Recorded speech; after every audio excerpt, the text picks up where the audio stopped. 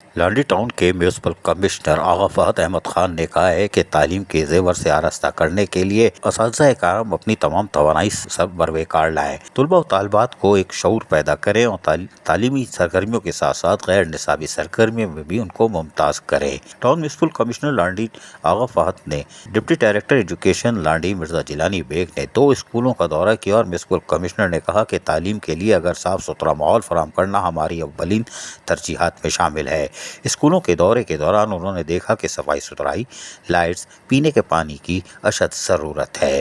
Municipal commissioner آغا فہد نے فوری طور پر ہدایت جاری کی کہ محکمہ پارکس اسکولوں سے جھاڑیوں کی کٹائی شروع کر دے۔ محکمہ سینیٹیشن کو بھی ہدایت کی کہ دونوں اسکولوں کی صفائی کی جائے۔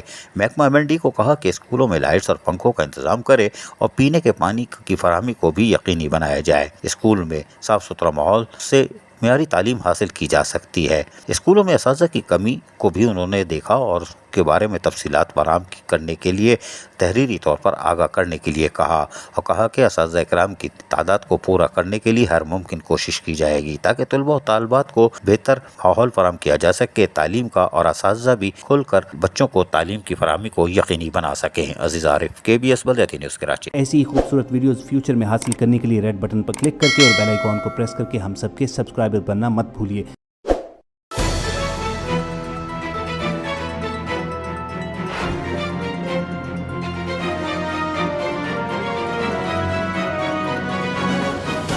KBS بلدیاتی نیوز۔